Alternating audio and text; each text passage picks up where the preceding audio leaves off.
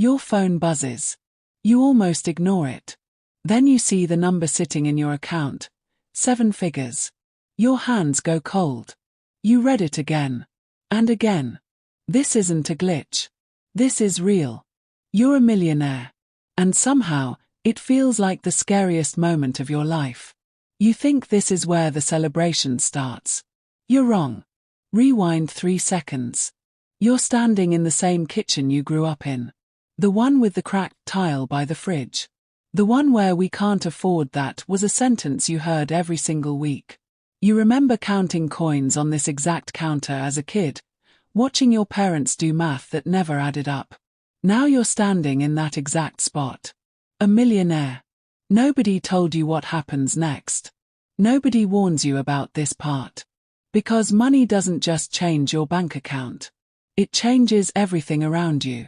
And you're about to find out exactly how. For the first hour, you feel invincible. You open banking apps you've never used. You refresh the page just to watch the number sit there. Untouched. Real. Yours. You want to scream. You want to call someone. But who do you call first? Your mind races through every person who told you it wouldn't happen. Every teacher who underestimated you. Every relative who said people like us don't make it. You smile.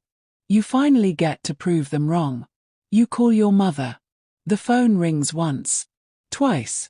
She picks up, half laughing, asking why you're calling so early. You say the words you've waited your whole life to say. Silence. Then crying. Not sad crying. The other kind. The kind that comes from 20 years of worry finally breaking apart. For a moment, everything feels perfect. You think this is the best day of your life. You have no idea what's coming. Word spreads fast. Faster than you expected. By the next morning, your phone won't stop buzzing. Messages from numbers you forgot you saved. Hey stranger, long time no talk. I knew you'd make it one day, you always had something special. A coworker you barely spoke to suddenly wants to grab coffee. Something twists in your chest. These are the same people who never checked on you when things were hard. Now suddenly, everyone remembers you exist. You tell yourself it's fine. People change. But deep down, a question starts forming, one you can't unthink. Do they want me, or do they want what I have? You push the thought away. You're not ready for the answer yet. Family dinner. 3 days later. You expect celebration. Balloons. Maybe. A toast. Instead, you walk into something heavier. Your uncle pulls you aside first. A business opportunity. Guaranteed returns. Just needs a small investment to start. You laugh it off, but he doesn't laugh back. Your cousin asks for a loan. Says it's an emergency. Says you'll get it back next month. You know you won't. Your childhood best friend messages you privately, not a congrats, a request, dressed up as a joke. One by one, hands reach out. Not to hug you. To take from you. And here's the part nobody prepares you for. Saying no to family doesn't feel like protecting your money. It feels like betrayal. You start to realize something terrifying. This wasn't supposed to be the hard part. This was supposed to be the reward. Pause for a second. Think about this. What would you actually say if your own family asked you for half? Weeks pass. You stop posting online. You stop answering certain calls without checking who it is first. You catch yourself hesitating before telling people good news, like it's something to hide instead of share. You start wondering who actually knows the real amount, and who's just guessing based on rumors. Paranoia creeps in quietly, like fog rolling into a room you didn't know had windows. You used to dream about being rich. Nobody told you rich could feel this lonely. One night, you sit alone with the laptop open. Bank balance bigger than anything your family has seen in 3 generations. And yet, you feel smaller than ever.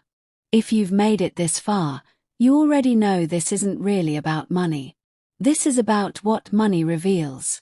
Then a new problem surfaces. Strangers find you online. Not friends. Not family. People who somehow heard the story and want a piece of it. A DM claiming to be an investment advisor. Another asking for a small loan, just temporary, you won't even notice it's gone. You start screening every message like it's a threat. You start wondering if the people closest to you were ever really close at all, or just patient. You try therapy. The therapist asks you a question that stops you cold. What did you think would happen when you got everything you wanted? You don't have an answer. You realize you spent your whole life dreaming about the destination and never once thought about what it costs to arrive. Then it happens. The message that changes everything. Your father, the man who never talks about feelings, who worked 60-hour weeks just to keep the lights on, who you can count on one hand the number of times he's said something soft to you, sends you a single text. 5 words. I'm proud of you, kid. You stare at the screen. Something cracks open inside you. All the noise. All the strangers. All the fake friends and hidden agendas. None of it matters in this moment.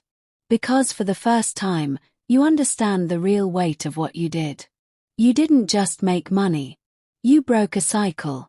A cycle that started before you were even born, passed down through people who never had a choice in the matter. Every no you'll have to say to people taking advantage. Every lonely night scrolling through messages you don't trust. Every awkward family dinner where you feel like a stranger at your own table. It was never about becoming rich. It was about becoming the reason the story changes. Here's the part that hits hardest. You think the money is the prize. It's not. The real prize is this.